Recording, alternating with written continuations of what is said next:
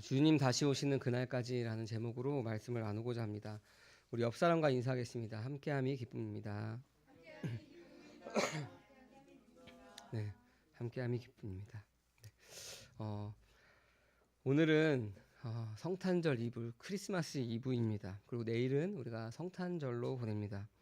그래서 오늘 우리가 예배가 다 마친 후에 오후에 성탄 축하 발표를 하기도 합니다. 여러분 근데 왜 크리스마스라고 말하는 이 성탄절이 여러분 왜 기뻐하는 날인가요? 여러분에게 왜 기쁜 날인가요? 대답하면 안 될 것 같나요? 대답하셔도 괜찮습니다. 여러분에게 왜 성탄절이 기쁜 날일까요? 주님께서 오셨기 때문에 네, 너무나 당연한 걸 물어서 그래서 저도 이렇게 썼습니다. 너무나 쉽게 대답합니다라고 썼습니다. 예수님께서 우리의 죄를 사하시기 위해서 십자가에 죽으시기 위해서 오신 날이기 때문에 우리가 기쁜 날이다라고 이야기합니다. 근데 좀 다시 질문하면은 그 사실이 나하고 여러분들하고 무슨 상관이 있나요? 그 사실이 그 사건이 여러분들의 삶에 어떤 영향이 있나요? 예수님의 믿기 이전과 믿고 난 이후의 삶이 변화가 있나요? 라는 질문을 드리면은 조금 고민하게 될 것입니다. 단순히 우리가 주일날 11시에 예배 나와서 그 주일에 이렇게 교회 예배에 참석하고 예배를 함께 하는 것을 넘어서는 것을 이야기하는 것입니다. 영향이 있다면은 반드시 그것에 변화가 있어야 하는 것입니다. 오늘부터 2주간 빌립보서를 우리가 함께 나눌 텐데 이 빌립보 성도들을 통해서 방금 전에 그 질문 하나님께서 예수님께서 이 땅 가운데 오신 것이 주님 오시는 그날까지 우리가 어떻게 살아야 하는지 무슨 영향이 있는지 나에게 어떠한 변화가 있는지에 대해서 우리가 좀 함께 고민해보고 함께 그 답을 찾아보는 시간이 되기 원합니다. 우리가 빌립보서를 잘 이해하기 위해서는 그 빌립보서의 배경을 조금 알아야 되는데 우선 빌립보서는 사도 바울이 빌립보 교회에게 쓴 편지입니다. 이 빌립보라는 그 지명이 이야기해 주듯이 이 빌립보라는 지역은 알렉산더 대왕의 아버지인 빌립 2세의 이름을 따서 빌립보라고 이름을 지었습니다. 그러니까 이 지역은 무슨 지역이냐면은 한 기원전 30년 전부터 그 로마에 퇴역한 군인들이 거기에서 은퇴한 생활을 보내는 곳이 바로 빌립보 지역이었습니다. 그러면은 그 은퇴한 군인들이 거기에서 많이 거주를 하고 있다면은 그들은 평생을 뭘 했죠? 로마의 그 황제를 신으로 모셨던 사람들이 충성을 다했던 그 사람들이 퇴역하고 그다음에 은퇴 생활을 하는 곳이 바로 그곳이었습니다. 그곳 안에 있는 빌립보 교회의 교인들에게 사도 바울은 편지를 쓰고 있는 것입니다. 그러니까 로마 황제가 왕이다, 신이다라고 하는 그 사람들과 그리스도가 왕이다라고 하는 사람들과의 마찰이 분명히 있었던 곳이 바로 빌립보 지역이었습니다. 사도행전 16장 9절에서 10절에 보면은 이런 말이 있습니다. 마게도냐로 건너와서 우리를 도우라라는 환상을 보고 마게도냐의 첫 성인 빌립보에 들어가게 된 것입니다. 그래서 사도행전 16장 2절에 보면은 이후절에 보면은 루디아라고 하는 여인이 사도 바울이 전하는 그 복음을 받아들입니다. 그리고 유럽의 첫 교회가 세워진 것이 바로 빌립보인 것입니다. 그 빌립보 교인들에게 사도 바울이 편지를 쓰는 것입니다. 또 한 가지 특징은 이 빌립보서는 사도 바울이 옥중에 있을 때, 감옥에 갇혀 있을 때 쓴 편지입니다. 사도 바울의 4장 한 12절 우리가 보면은 많이들 외우는 빌립보서 4장 12절에 보면은 많이 외우는 구절이죠. 내게 능력 주시는 자 안에서 내가 모든 것을 할 수 있습니다라는 그 구절이 있는 그 유명한 구절이 있는 것이 바로 이 빌립보서입니다. 근데 그 우리가 잘 아는 그 유명한 구절 뒤에 보면은 이 편지를 왜 썼는지에 대해서 나오는데 빌립보 교인들이 바울의 고난에 동참하고 주고받는 일을 하였기 때문에 이 사도 바울은 그 빌립보 교인들에게 편지를 쓴 것입니다. 그러니까 빌립보 교회 교인들이 그들이 복음을 듣고 회심한 이후부터 사도 바울의 그 복음을 전하는 사역에 적극적으로 참여했습니다. 헌금도 보내고 그가 하는 사역 가운데 기도와 함께 함으로써 사도 바울이 복음을 전하는 일에 적극적으로 함께하였습니다. 사도 바울은 이 일을 뭐라고 표현하냐면은 복음에 참여한 일, 하나님이 그리스도 안에서 행하신 선한 일, 복음을 전하는 은혜에 동참한 일이라고 이 편지에서 표현하면서 감사를 전하고 있습니다. 이 편지의 또 목적이 또 뭐가 있냐면은 에바브 디도로부터 이 빌립보 교회의 소식을 사도 바울이 전해 듣습니다. 유럽의 첫 교회였으니까 사도 바울이 굉장히 애착도 있었겠죠. 근데 첫 소식을 들었는데 물론 그때 당시에 초대교회 많은 교회들의 문제가 많았죠. 왜냐하면 아까도 말했듯이 퇴역한 로마의 군인들이 그곳에서 로마의 황제를 신으로 모시고 있는 상황 가운데 그 교회 교인들이 그 안에 살고 있으니까 그런 여러 가지 문제들이 있겠죠. 거짓 교사들도 있고 또 내부 안에 다툼, 허영, 이런 여러 가지 문제들이 있었습니다. 그래서 사도 바울은 목회적 서신으로서 그들에게 권면하고자 또 편지를 쓴 것입니다. 교회 내부의 문제는 다툼이나 허영으로 하지 말고 그리스도의 겸손으로 하라라고 말합니다.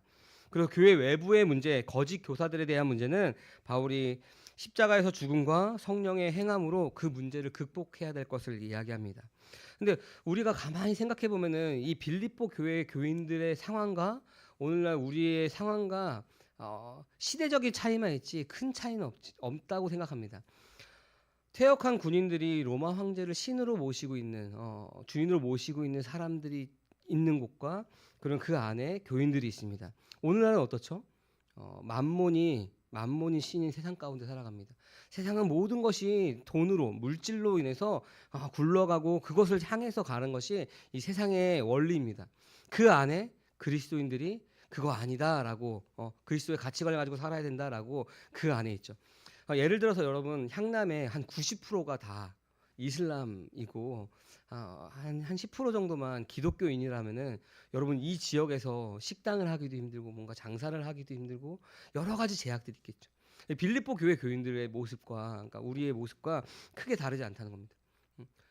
세상은 자기 자신을 신으로 모시고 만몬을 신으로 모시고 다른 여러 가지 것들을 신으로 모시고 살아갑니다. 그러나 우리는 그리스도가 주인이다라고 말하면서 하나님만이 유일한 우리 하나님이시다라고 선포하면서 살아갑니다.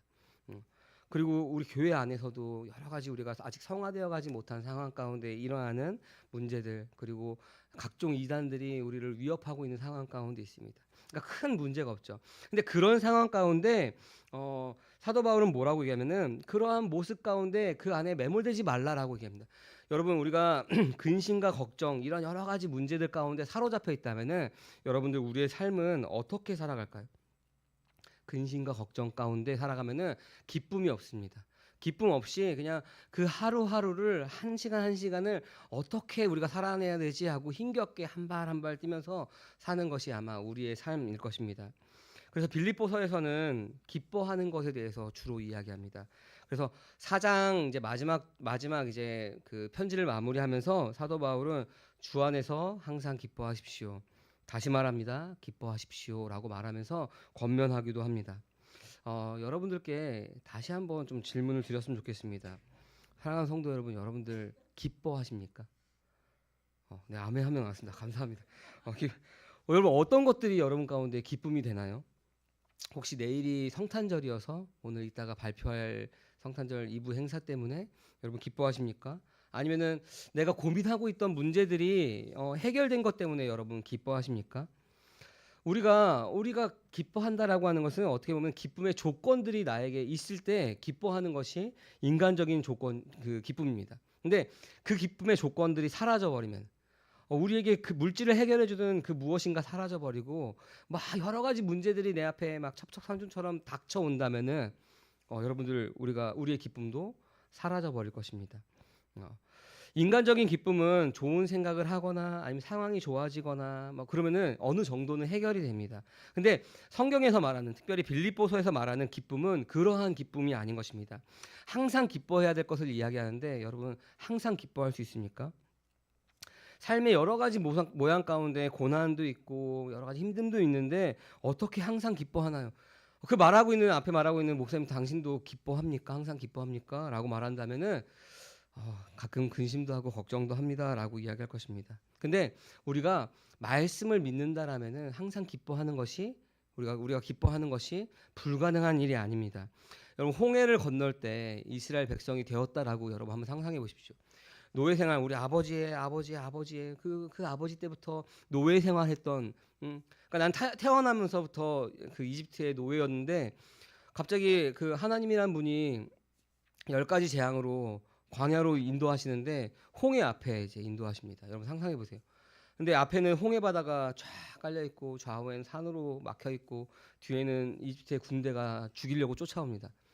여러분 그 상황 가운데 여러분 어떻게 하실까요? 와, 왜 이 사지로 우리를 내보냈지? 근심 걱정. 우리의 인간적인 눈으로 봤을 때 앞은 가로막혔고 양쪽도 가로막혔고 뒤는 도저히 빠져나갈 수 없는 그 사방이 우겨싸움 같은 상황 가운데 있지만 하나님께서 인도하신다라면은 믿음의 눈으로 본다면은 그 길을 열어주신다는 것입니다. 홍해를 가르시고 그 길을 만드신다는 것입니다. 그래서 우리가 부르는 찬양 중에 이런 찬양도 있죠. 사막의 길을 만들고 날 인도. 하나님께서 우리를 그냥 막막한 곳으로 그냥 보내는 것이 아니라 다 그 길을 만들어 주신다라고 하는 것입니다. 우리의 눈으로 볼 때는 길이 없는 것 같지만 하나님 믿음의 눈으로 보면은 그 길을 만드시고 우리에게 말씀하시는 것입니다.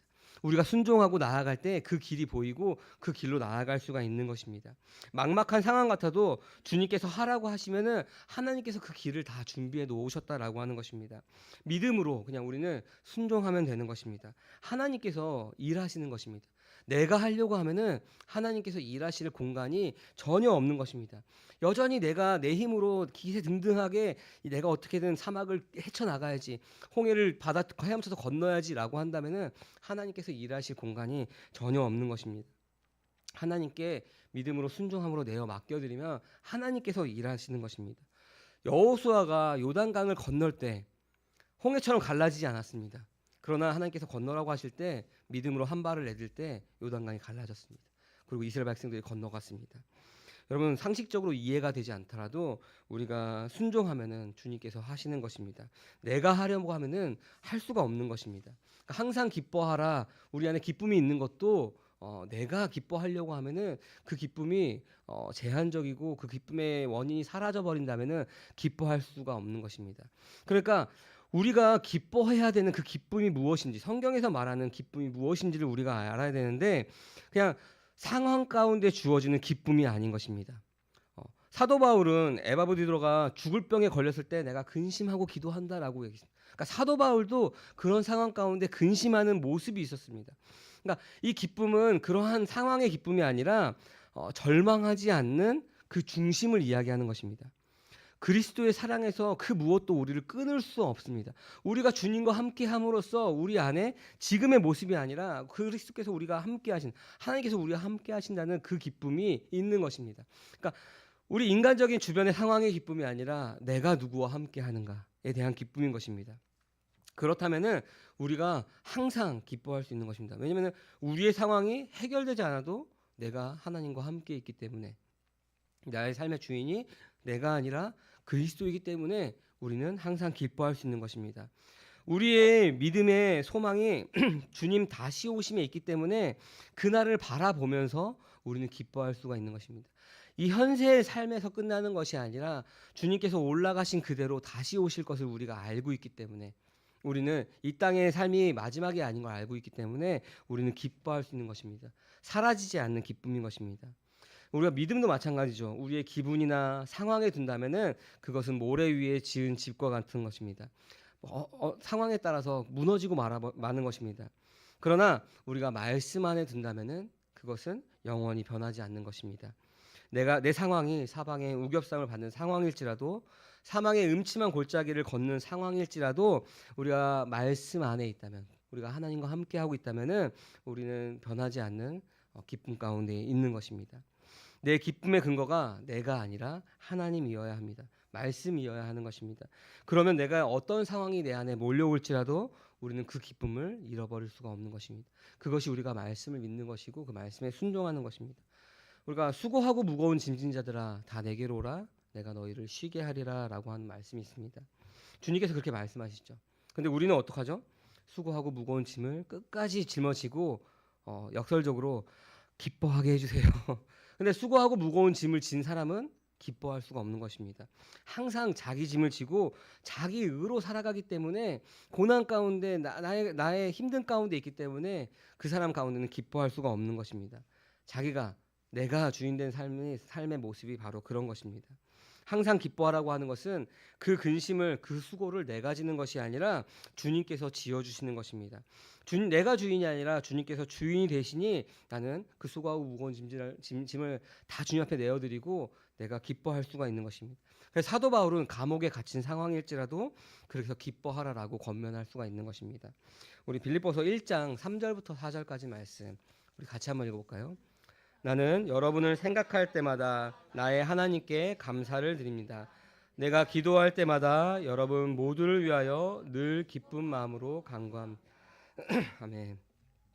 바울은 빌립보 교인을 생각할 때마다 하나님께 감사를 드린다고 기쁜 마음으로 간구한다라고 이야기하고 있습니다. 왜냐하면 빌립보 교인들이 복음을 받아들인 그 첫날부터 그 복음을 전하는 일에 참여했기 때문에 그렇습니다. 오늘 말씀의 제목처럼 이따가 주님 다시 오시는 그리스도께서 다시 오시는 그날까지 그들에게 그 마음을 변치 말라라고 이야기합니다. 그 복음을 전하는 일에 그들이 어떠한 형태든지 함께 참여하고 있기 때문에 사도 바울은 그것을 생각할 때마다 기쁜 마음으로 간구하고 있다라고 말합니다. 빌립보 교인들은 복음을 전해 들은 이후에 그 거룩한 부담감을 그들은 가지고 있었습니다. 그 거룩한 부담감을 가지고 복음을 전하는 모양의 여러 모양으로 같이 협력함으로써 복음을 전하는 일에 함께하고 있었습니다. 이 사도 바울에게 빌립보서에서는 구제 헌금을 보낸 것들을 이야기하고 있습니다. 근데 우리가 여러분 내가 복음을 듣고 난 이후에 여러분 가만히 있을 수 있었나요? 내가 그리스도의 사랑을 알고 난 다음에 여러분 그렇지 하고 큰 깨달음을 얻었구나 하고 혼자만 그냥 가만히 너무 기쁘다라고 하고 있었나요? 우리가 여러분 좀 과격한 표현이지만 여러분 가만히 앉아 있는데 갑자기 불이 내 가슴품으로 훅 떨어진다면 여러분 어떻게 할까요? 뜨겁다. 이렇게 점잖게 털어냅니까? 이걸 털어내기 위해서 막 난리를 치죠. 여러분 말씀의 불이 우리 가운데 떨어졌습니다. 여러분 가만히 너무 좋습니다. 따뜻합니다. 라고 있을 겁니까? 우리가 그걸 가지고 우리가 어떠한 형태로든 그 복음을 전하는 일에 우리는 함께 해야 하는 것입니다. 가만히 있지 않고 그 생명이 자라나는 일에 우리가 함께 해야 한다라고 하는 것입니다. 우리 안에 여러분 속 안에 복음의 말씀으로 그 생명이 내 속 안에 들어왔는데 그 사랑이 우리 안에 있다면 우리는 가만히 있을 수가 없는 것입니다. 어떠한 형태로든 우리의 모습이 변하던 우리의 언어가 변하든 아니면 우리가 믿지 않는 사람에게 복음을 전하던 어떠한 형태로든 우리는 그 복음에 참여할 수밖에 없는 것입니다. 빌립보 교인들이 그랬다라고 하는 것입니다. 여러분 우리가 그 참여하는 것이 주님께서 다시 오시는 그날까지 우리는 계속 그 복음을 전하는 일에 함께 해야 하는 것입니다. 빌립보 교인들이 복음에 참여한 이 일을 선한 일이라고 6절에서 이야기하고 있습니다. 이 일이 그리스도의 날 즉 종말의 날 주님께서 다시 오시는 그날까지 계속될 것이라고 사도 바울은 확신하면서 이야기합니다. 우리 7절 말씀 같이 한번 읽어볼까요? 내가 여러분 모두를 이렇게 생각하는 것은 나로서는 당연한 일입니다. 내가 여러분을 내 마음에 간직하고 있기 때문입니다. 여러분 모두는 내가 갇혀 있을 때나 복음을 변호하고 입증할 때에 내가 받은 은혜에 동참한 사람들입니다. 아멘. 복음을 전하는 것과 그로 받은 인의 고난 그 모든 것이 은혜다라고 이야기합니다. 복음에 참여하는 어떤 형태로든 참여하는 그것이 다 은혜다라고 하는 것입니다. 우리가 큰이들 은혜 받았습니다, 은혜입니다라고 얘기할 때는 어떻게 우리가 통상 사용을 하죠? 뭔가 내 문제가 해결되었을 때 은혜입니다 이렇게 얘기하죠. 그러니까 내가 생각하고 있는 내 문제가 풀릴 때 은혜다라고 우리가 많이 표현하는데 오늘 사도 바울은 그것만이 은혜가 아니라 복음을 전하는 모든 형태, 우리가 사도 바울이 지금 감옥에 갇혀 있는 그 형태, 고난받는 형태, 우리가 고통받는 그 형태라도 우리가 복음에 참여하는 것은 모든 것이 다 은혜다라고 하는 것입니다. 고난이라고 한들 세상이 보는 힘듦이라고 한들 그 모든 것이 복음에 참여하고 있다면 은혜다라고 하는 것입니다. 그래서 우리가 막 모든 것이 은혜라고 찬양하는 것처럼 우리가 복음에 참여하는 그 삶을 살고 있다면 우리의 삶의 모든 것들은 다 은혜라는 것입니다.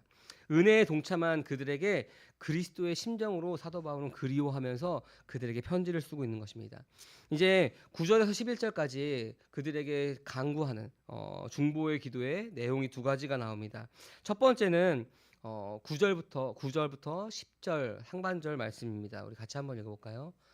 내가 기도하는 것은 여러분의 사랑이 지식과 모든 통찰력으로 더욱 풍성하게 되어서 여러분이 가장 좋은 것이 무엇인가를 분별할 줄 알게 되는 것입니다. 아멘. 9절에 보면은 사랑이라고 합니다. 그러니까 사랑이 어떻게 되냐면은 지식과 모든 통찰력으로 이 사랑이 풍성하게 되는 것입니다. 이 풍성하게 되는 것은 무엇이냐면은 왜 사랑이 풍성하게 되냐면은 무엇인가를 분별할 줄 알게 되기 때문에 그렇습니다. 여러분, 근데 이 사랑은 로마서 5장 5절의 말씀에 보면은 이 사랑은 우리 안에 있는 것이 아니라 하나님께 간구함으로써 그 사랑을 받는 것입니다. 하나님께서 우리에게 부어주시는 것입니다.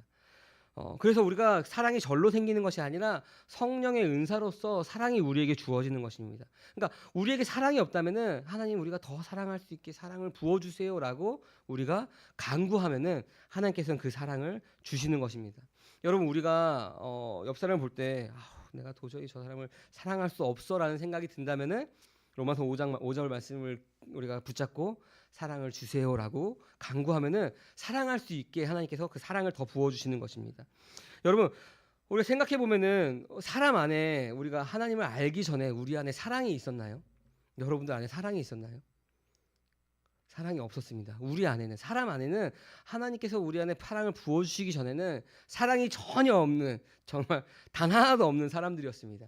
그런데 이 정도라도 사랑할 수 있게 된 것은 하나님께서 그 사랑을 우리 가운데 부어주셨기 때문에 그렇습니다.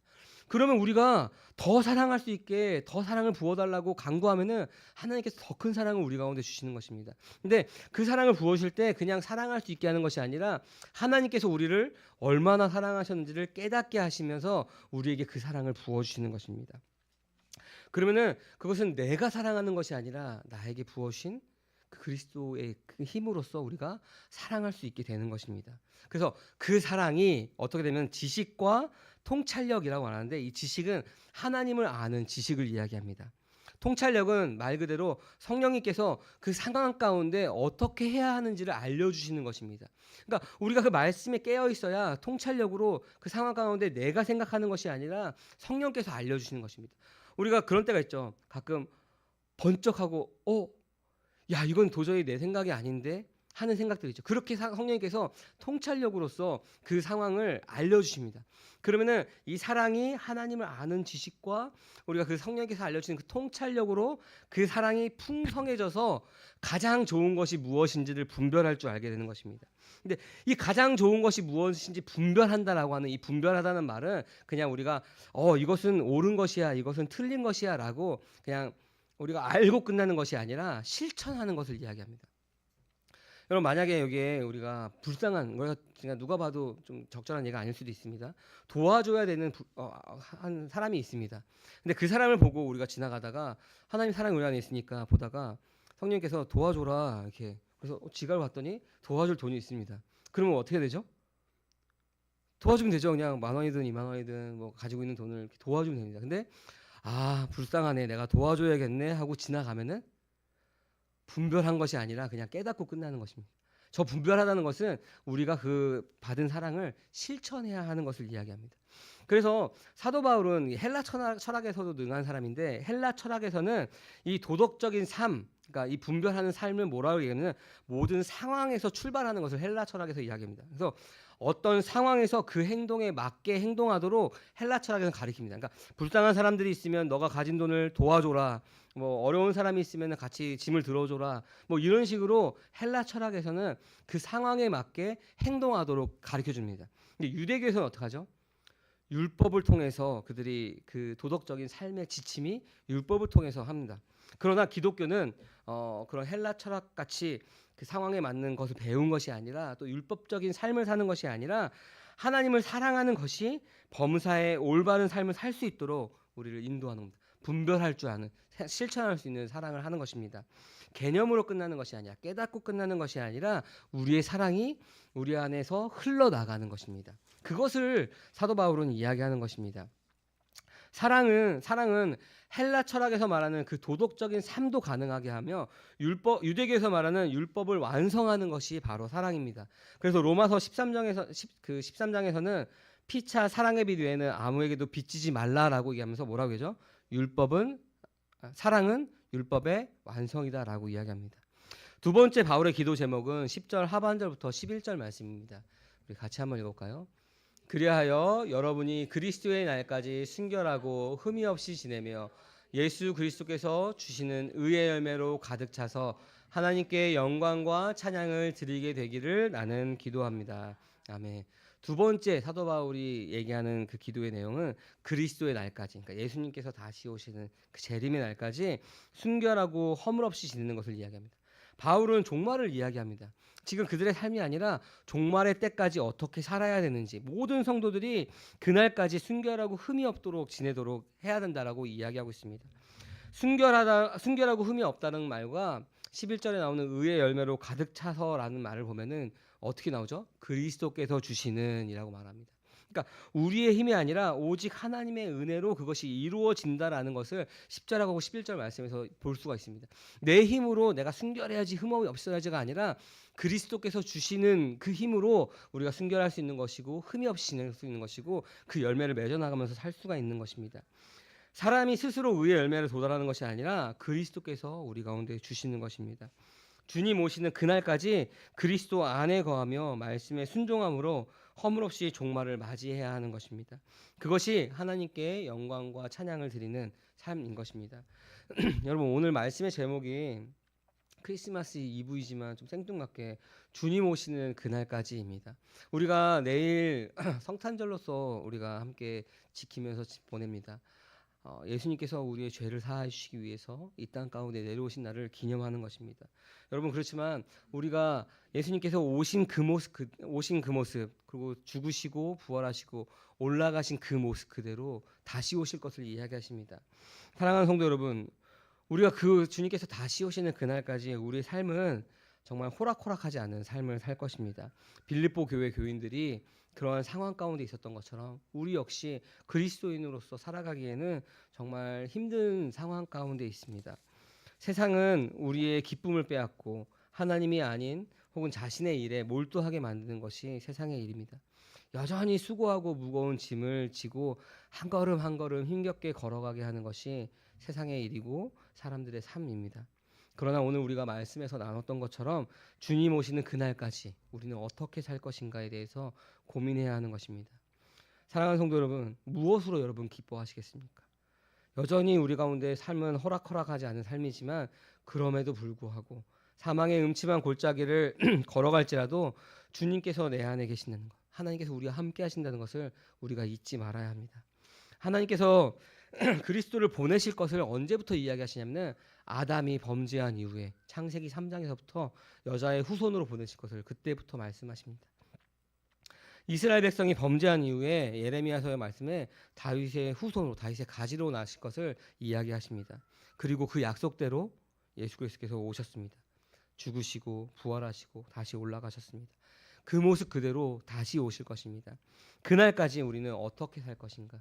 그날까지 우리는 어떠한 모습으로 우리는 살아갈 것인가? 그날까지 우리는 항상 말씀을 가까이 함으로 그 사랑이 지식과 모든 통찰력으로 풍성해져서 주님 오시는 그날까지 모든 상황을 분별함으로 우리가 실천하면서 살아야 할 것입니다. 그리고 우리의 삶의 모습을 통해서 그리스도의 향기를 내뿜으면서 살아야 될 것입니다. 그 모든 것들이 선한 일을 시작하시는 그분께서 예수 그리스도의 그날까지 완성하시는 것입니다. 우리가 우리의 힘으로 바등바등 되는 것이 아니라 그리스도의 날까지 완성하실 것이다. 그렇게 만드실 것이다 라고 이야기하십니다. 지금 우리의 모습은 연약함으로 완전하지 않지만 우리가 인간적인 눈이 아니라 믿음의 눈으로 말씀에 순종함으로 그 길을 여시고 그 길을 인도하시는 그분을 신뢰할 때 우리는 지금 여전히 죄 가운데 살아가고 허덕이고 우리가 오늘도 어떻게 할 수 없는 삶을 살아가지만 하나님은 우리를 거룩하다라고 말씀하십니다. 우리의 지금의 모습이 아니라 그렇게 만드실 그것을 바라보시면서 우리를 인도하시고 우리를 성화시켜 가시는 것입니다. 그러니 사랑하는 성도 여러분, 주님 다시 오시는 그날까지 우리가 말씀에 순종하며 그 참 기쁨을 누리며 살아가기를 주님의 이름으로 소망합니다. 아멘. 이 시간 우리 함께 들은 말씀을 놓고 우리 함께 기도하면 좋겠습니다. 여러분, 우리는 주님 오시는 그날